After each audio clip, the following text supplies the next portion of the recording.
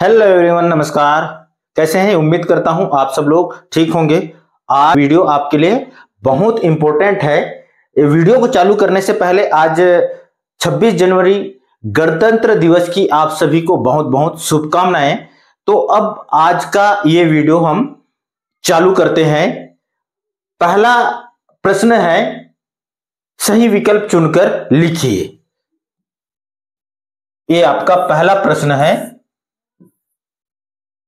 सही विकल्प चुनकर लिखिए। अब इसका आपको जवाब देना है। किस तरह से जवाब देना है ये आपको तय करना है। बट मैं जिस तरह से आपको ट्रिक बता रहा हूं, ये ट्रिक आपके लिए बहुत अच्छा हो सकता है यदि आपको ये समझ में आ जाएगा तो। ठीक है, तो देखते हैं इसका सॉल्यूशन क्या होगा, कैसे होगा, कैसे हम इसको सॉल्व करेंगे। शॉर्ट ट्रिक मतलब आपका जो विकल्प, सही विकल्प चुनकर इसका आंसर देना है। ठीक है, देखिए ये आपका प्रश्न है। ठीक है, इस प्रश्न को आपको जवाब देना है।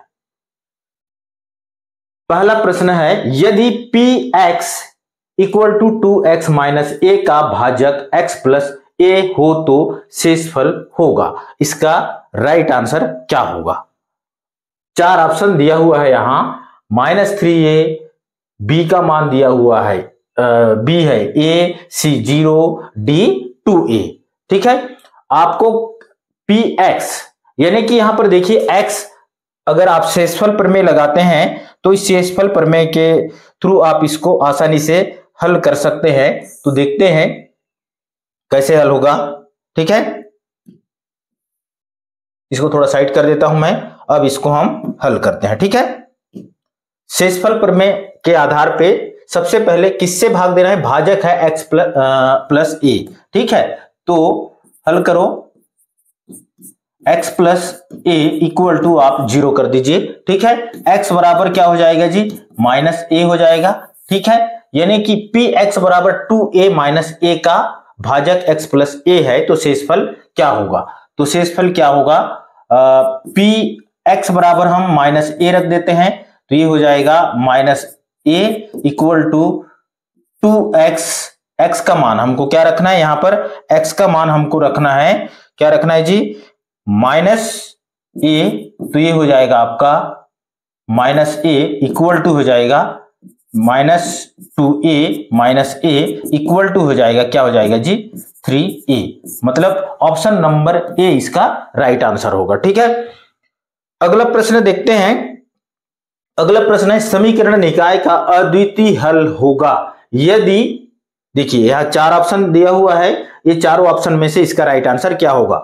हम जो समीकरण निकाय को जब भी हम पढ़ते हैं, ठीक है, यानी कि आपका द्विघात समीकरण, ओके, उससे लिया गया ये क्वेश्चन है, समीकरण निकाय का अद्वितीय हल होगा यदि, पहला है ऑप्शन नंबर ए, a1 बटे a2 बराबर नहीं है b1 बटे b2। दूसरा बी है a1 बटे a2 बराबर b1 बटे b2 not equal to c1 बटे c2। सी है a1 बटे a2 बराबर b1 बटे b2। और डी है a1 बटे a2 बराबर b1 बटे b2 इक्वल टू c1 बटे c2। अद्वितीय हल होगा। अद्वितीय हल कब होगा? इसका राइट आंसर क्या होगा? दूसरा का ए है, पहला नंबर। ठीक है, ये इसका राइट आंसर होगा। इसका प्रतिबंध है यदि कोई भी, ठीक है। तीसरा है, एक्स अक्ष में स्थित बिंदु एक्स वाई की कोटि होगी। ठीक है, एक्स वाई, देखिए ये आपका आलेख हो गया, ये एक्स अक्ष है, ये वाई अक्ष है। ठीक है, ये प्लस का है, ये भी प्लस का, और ये माइनस का। ठीक है, ये दोनों माइनस माइनस के हैं। ओके, तो इसका राइट आंसर क्या होगा? ऑप्शन नंबर ए में x है, b बराबर y है, c बराबर 1 है और d बराबर 0 है। तो इसका राइट आंसर क्या होगा? ठीक है, तीसरा का क्या होगा? देखिए क्या है यहां पर, x y की कोटि क्या है? ये इसको कहते हैं, क्या कहते हैं? कोटि। ये जो निर्देशांक यहां पर होगा इसको हम कोटि कहते हैं। ठीक है, तो आपको क्या ज्ञात करना है? एक्स अक्ष में स्थित बिंदु एक्स वाई की कोटि होगी। सॉरी, ये है भुज, सॉरी एक्स वाई की कोटि क्या हो जाएगा, इसका राइट आंसर होगा वाई होगा। ठीक है, क्या हो जाएगा, ऑप्शन नंबर बी इसका राइट आंसर होगा। ठीक है, क्योंकि एक्स अक्ष पर बोल रहा है ना, ये एक्स अक्ष है, ये वाई अक्ष है, इसलिए क्या हो जाएगा, इसका राइट आंसर होगा बी वाई। ठीक है, चौथा है समरूप त्रिभुजों की संगत भुजाएं होती है। क्या होती है, समरूप त्रिभुजों की संगत भुजाएं, जैसे इस त्रिभुज दोनों क्या है, समरूप है, तो इस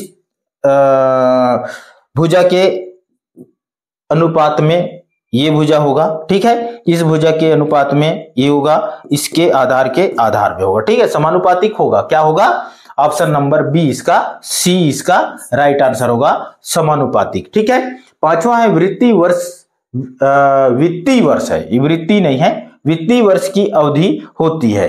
वित्तीय वर्ष की अवधि क्या होता है, यानी कि मार्च अकाउंट जिसको कहा जाता है। ठीक है, इसका राइट आंसर क्या हो जाएगा जी, 1 अप्रैल से 31 मार्च को क्या कहा जाता है, वित्तीय अवधि। ठीक है, या मार्च अकाउंट जिसको क्या कहा जाता है, मार्च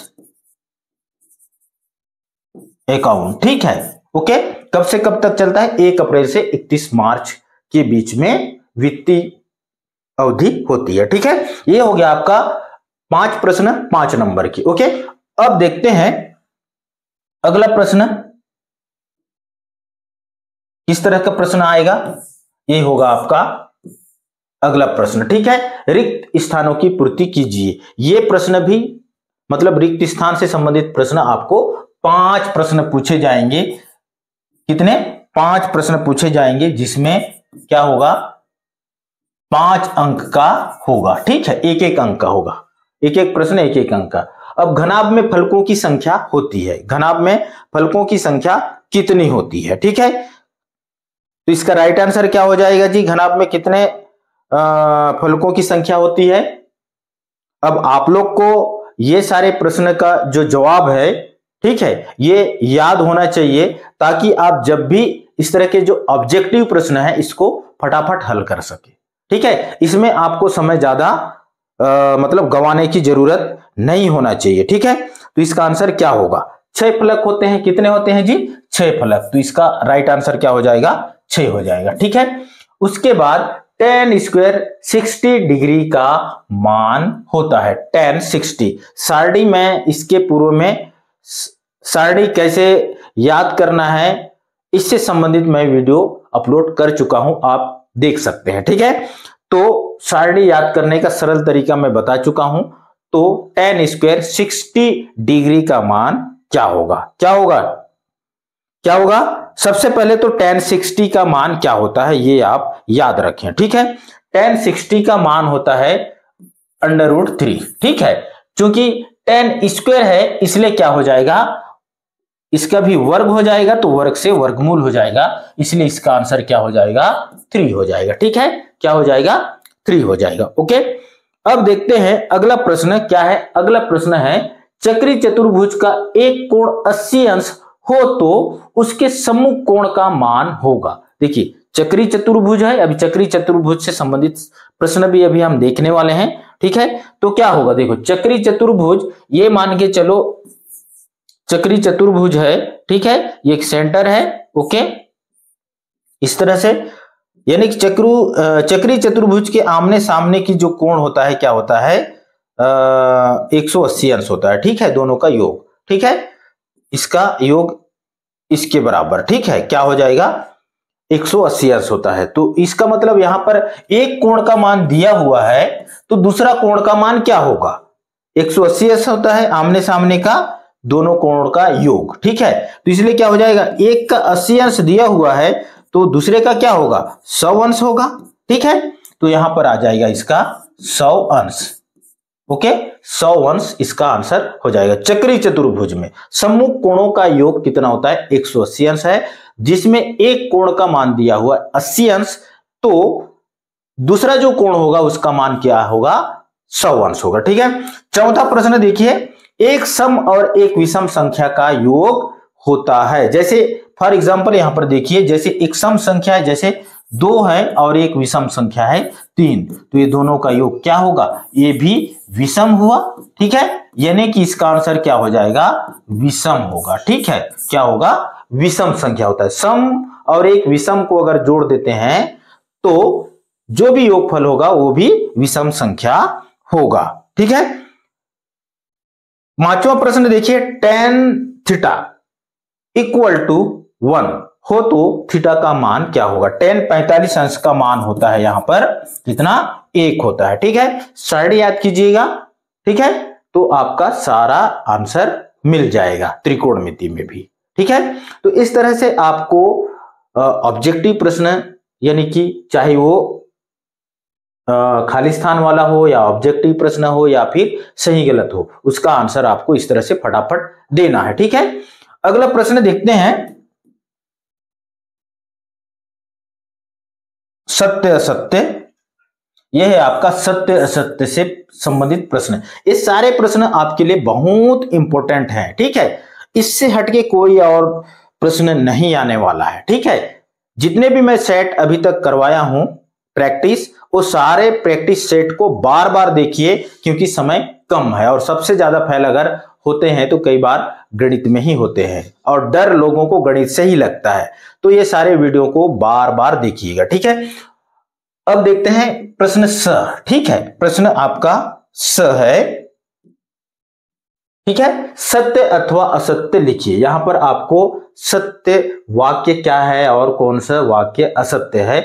जो सत्य है उसमें सत्य लिखेंगे और जो असत्य है उसमें असत्य लिखेंगे। ठीक है, तो पहला वाक्य देखते हैं, समांतर श्रेणी 4 ऋण 4 ऋण 2 0 2 का सार्वंतर क्या है, 2 होता है, यानी कि 2 होगा बोल रहा है। तो आप देख सकते हैं, इसको चेक करके भी देख सकते हैं। देखिए पहला है क्या है, दूसरे पद में पहले पद को घटाया जाता है, यानी कि दूसरा है ऋण 2 और ये है आपका 4। ठीक है, ऋण 4 है, क्योंकि घटाया जा रहा है तो क्या हो जाएगा, ये ऋण ऋण धन हो जाएगा। तो अब 4 में 2 घटा दीजिए तो धन 2 आएगा, यानी कि ये सत्य है। ठीक है, यानी कि इसको आप क्या लिखोगे, सत्य आंसर है इसका। ओके, दूसरा बिंदु देखिए, दूसरा प्रश्न देखिए, एक बिंदु 80 y अक्ष पर स्थित है। 80 y अक्ष पर स्थित है। देखिए आलेख अगर खींचेंगे तो इस तरह से खींचेंगे। ठीक है, ये x अक्ष है, ये y अक्ष है।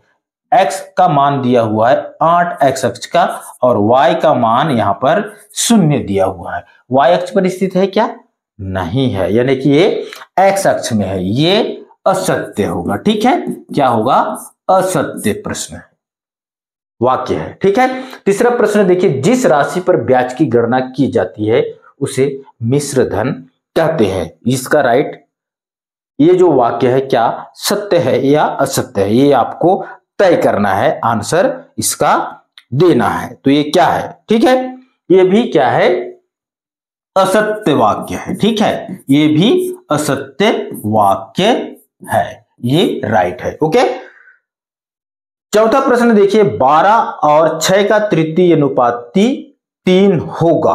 तो अब देखिए, अब 3 है कि नहीं है ये हम कैसे तय करेंगे, थोड़ा सा इसको एकदम इजी है, आप इसको क्या करेंगे, कैसे करेंगे, जैसे 12/6। ओके, अब तृतीय अनुपाती बोला है, यानी कि इसका तृतीय अनुपाती क्या हो जाएगा, इधर x मान लो। ठीक है, ऐसा। ओके, 12/6 6/x हो जाएगा, क्या हो जाएगा, 6/x। 6 एकम 6, 6 दूने 12 हो गया। ठीक है, 2 एकम 2, 2 तिया 6, तो यहां पर हो गया 1/3 बराबर 1/x, यानी कि ये हो गया आपका, इसको त्रिया गुणा कर दीजिए। ठीक है, यानी कि x बराबर कितना आ गया जी, 3, यानी कि ये सत्य है। ठीक है, तो यहां आप लिखोगे सत्य है। ठीक है, अब पांचवा प्रश्न देखिए, दो समरूप त्रिभुजों के क्षेत्रफल बराबर हो तो वे सर्वांग सम होंगे। दो समरूप त्रिभुजों के क्षेत्रफल, यानी कि दोनों जो त्रिभुज हैं, दोनों क्या हैं, समरूप त्रिभुज हैं, उनका दोनों का क्षेत्रफल क्या है, बराबर हो तो वे सर्वांग सम होंगे। ये क्या है, वाक्य सही है या गलत है। ठीक है, जो त्रिभुज समरूप हो, है ना, यानी कि क्षेत्रफल की दृष्टि से भी और आकार में भी अगर दोनों लगभग बराबर है, यानी कि यहां तो क्षेत्रफल भी बोला है ना, तो यानी कि ये दोनों बराबर है। ओके, जैसे कि आपका त्रिभुज ये है। ओके, जैसे ये त्रिभुज है, अब इसी को आप कॉपी कीजिए, ऐसा यानी कि ये भी दोनों क्या हैं, बराबर हैं, क्षेत्रफल में भी आकार में भी। ठीक है, तो ये क्या होंगे, सर्वांग सम होंगे।